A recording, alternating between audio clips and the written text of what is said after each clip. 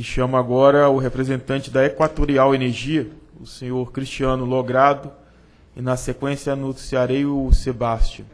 Bom dia a todos. Agradeço a oportunidade de estar aqui, é sempre bom participar das audiências públicas da ANEEL.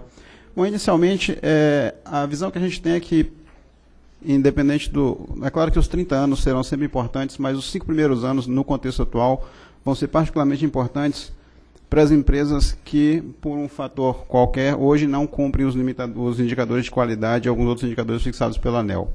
Para essas empresas, nesse horizonte inicial de 5 anos, haverá uma necessidade intensa de investimentos e de aporte de recursos, seja de capital próprio, seja de financiamento. Dá um momento de esforço intenso. E aí tem algumas preocupações que surgem nesse momento. A primeira coisa é o prazo de 5 anos, que ele deu certo no caso da Semar, né?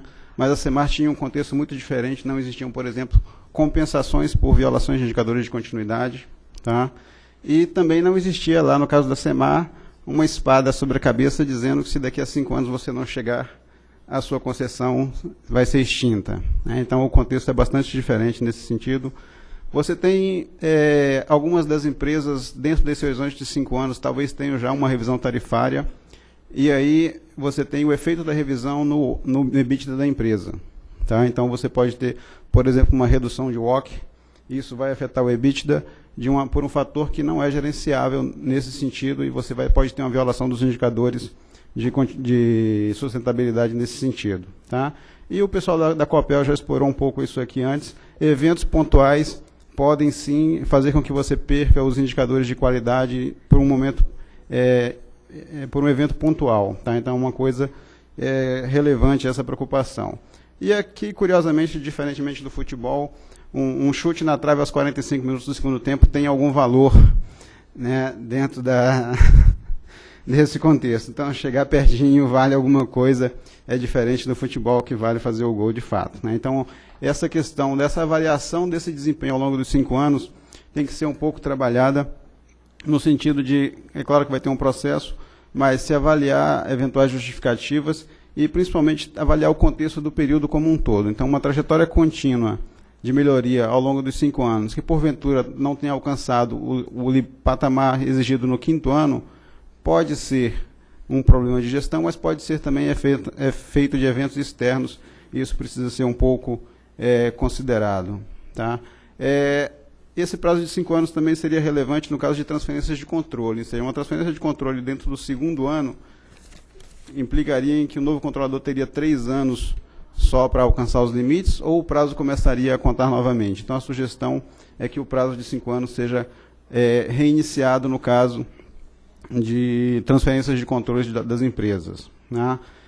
Em relação à questão da sustentabilidade econômica e algumas restrições que surgem quando os indicadores são violados. Né? Então, aqui a gente tem aquele equilíbrio da regulação entre... Boa parte da nossa regulação hoje, ela diz o seguinte: onde eu quero chegar? Então, eu quero chegar a determinados valores de DEC e FEC, eu quero chegar a determinados valores de qualidade de nível de tensão, e agora eu estou fixando também valores de sustentabilidade econômica, né, capacidade de pagar dívida, de fazer investimentos e coisas do gênero.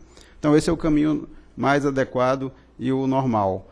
Em alguns momentos, o regulador também tem que ir no como chegar, qual é o caminho que tem que ser traçado.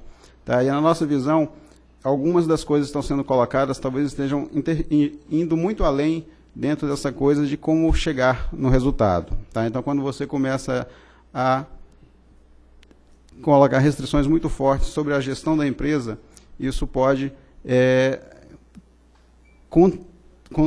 entrar em oposição com a autonomia da gestão da empresa. Tá? Então, essa coisa tem que ser um pouco melhor equilibrada na nossa visão, no que se refere, por exemplo, ao pagamento de dividendos, à necessidade de aporte de capital. Existem outros caminhos para se resolver um problema que surge dentro do contexto que não seja só esses. Né? Então, e de toda forma, é sempre bom lembrar que a ANEEL fixando os indicadores, e uma vez eles não atingidos, sempre vai ser preservado o direito de fiscalizar e de atuar, tá? Inclusive com penalidade, mas podendo chegar à intervenção se for necessário. Tá? E o último ponto que eu queria destacar, já foi indiretamente citado aqui, o contrato, apesar da explanação do Alisson, no sentido de que garantir alguma flexibilidade para tratar coisas que vão acontecer ao longo de 30 anos, a gente tem que tomar cuidado também no sentido de dar solidez ao contrato para vivenciar situações de estresse, como a gente já vivenciou, por exemplo, lá na época do aditivo da neutralidade da parcela A. Então, no nosso ponto de vista, está ficando muita coisa para dentro da regulamentação futura, e isso pode gerar alguma insegurança jurídica, e isso vai, claro, ser refletido dentro do processo de renovação. Então, eram basicamente esses pontos que eu queria destacar. Obrigado.